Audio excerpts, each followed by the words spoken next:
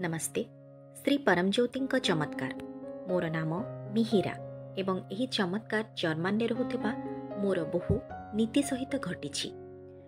गत 3 दिन धरी नीति श्री परमज्योति दर्शन पाई श्री अम्मा भगवान को प्रार्थना करुथिले एवं आज एक वीडियो कॉल रे माध्यम रे कूर्ग रे रहुथिबा तांको मांक सहित कथा हेबा समय रे श्री परमज्योति आविर्भूत हेले।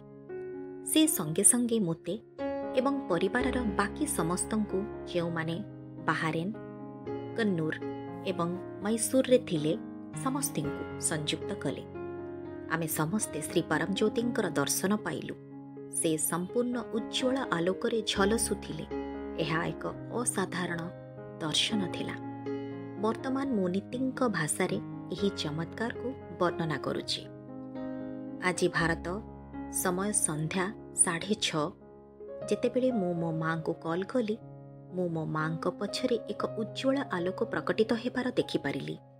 मु एहाकु देखिबा मात्रे एहा बहुत बड़ एवं उज्ज्वल थिला। मु श्री परमज्योति को देखिपारिली।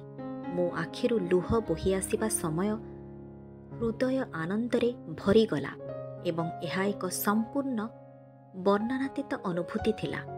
तापरे मो सासू एवं परिवारर अन्य समस्तंक सदस्य मानंकु डाकिली एवं कॉन्फरेंस कॉल रे सेमानंक सहित जोग कली। आमे समस्ते एक अद्भुत आनंद रे थिलु। हे परमज्योति आमको एपरी अद्भुत अनुभूति एवं आनंद आउ असीम प्रेम प्रदान करिथिबारु आपणंकु अशेष अशेष धन्यवाद।